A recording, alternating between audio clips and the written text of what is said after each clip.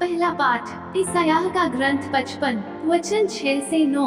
जब तक प्रभु मिल सकता है तब तक उसके पास चली जा, जब तक वह निकट है तब तक उसकी दुहाई देती रहे। पापी अपना मार्ग छोड़ दे और दुष्ट अपने बुरे विचार त्याग दे। वो प्रभु के पास लौट आए और वह उस पर दया करेगा, क्योंकि हमारा ईश्वर दया सागर है। प्रभु ये कहता है, तुम लोगों के विचार मेरे विचार नहीं हैं और मेरे मार्ग तुम लोगों के मार्ग नहीं हैं। जिस तरह आकाश पृथ्वी के ऊपर बहुत ऊंचा है, उसी तरह मेरे मार्ग तुम्हारे मार्गों से और मेरे विचार तुम्हारे विचारों से ऊंचे हैं। सुसमाचार संत मत्ती 20 वचन 1 से 16। स्वर्ग का राज्य उस भूमिधर के सदृश है जो अपनी दाखबारी में मजदूरों को लगाने के लिए बहुत सवेरे घर से निकला। उसने मजदूरों के साथ 1 दीनार का रोजाना तय किया और उन्हें अपनी दाखबारी भेजा। लगभग पहले पहर वह बाहर निकला और उसने दूसरों को चेक में बेकार खड़ा देखकर कहा, तुम लोग भी मेरी दाखबारी जाओ, मैं तुम्हें उचित मजदूरी दे दूंगा। और वे वहां गए। लगभग दूसरे और तीसरे पहर भी उसने बाहर निकलकर ऐसा ही किया।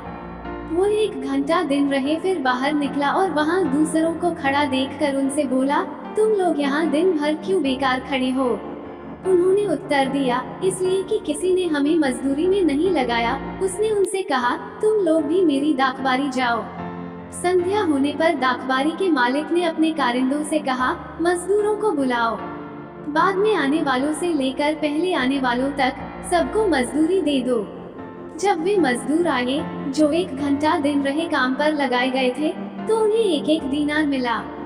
जब पहले मजदूर आए तो वे समझ रहे थे कि हमें अधिक मिलेगा, लेकिन उन्हें भी 1-1 दीनार ही मिला।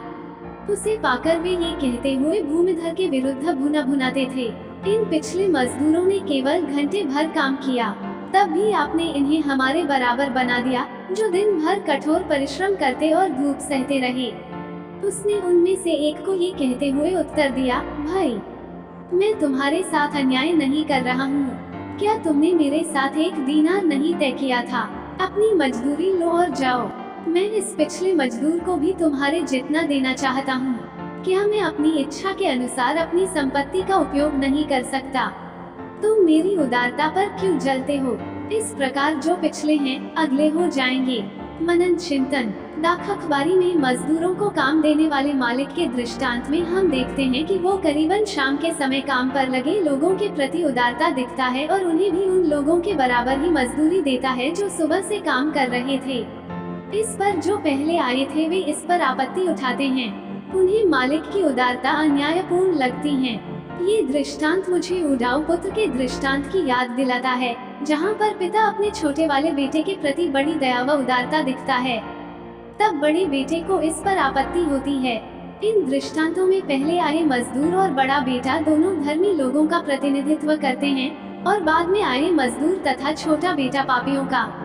दोनों ही दृष्टांतों में पापियों के प्रति मालिक या पिताजी बहुत ही उदारता दिखाते हैं, ऐसी उदारता जिसके वे वास्तव में हकदार नहीं हैं। उन्हें जो मिलना चाहिए था उससे अधिक उन्हें दिया जाता है।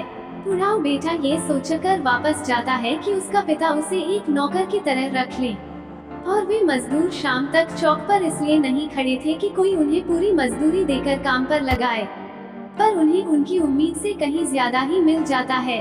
यहाँ पर हम ईश्वर के राज्य के मापदंड और दुनिया के मापदंड के बीच एक स्पष्ट अंतर पाते हैं। दुनिया की धारणा यह है कि केवल धर्मी ही ईश्वर के प्यार के हकदार हैं, पर बाइबल का ईश्वर यह स्पष्ट करता है कि उनकी रुचि पापियों में अधिक है। वे कहते हैं, मैं धर्मियों को नहीं पापियों को पश्चाताप के लिए बुलाने आया हूँ। हम पर इतनी दया और करुणा दिखने वाला ईश्वर हमारी जिंदगी की शाम होने तक हमारे लौटने का इंतजार करता है, और हम सबको वही पुरस्कार देने को तैयार है जिसे उन्होंने याकूब, अब्राहम, मूसा, पेतरुस, पौलुस और संत फ्रांसिस असीसी आदि को दिया है। हम बिना वक्त जाया करे हमारे प्रभु के पास लौट आएं और उनकी उदारता से मुक्ति का उपहार प्राप्त करें। आमीन।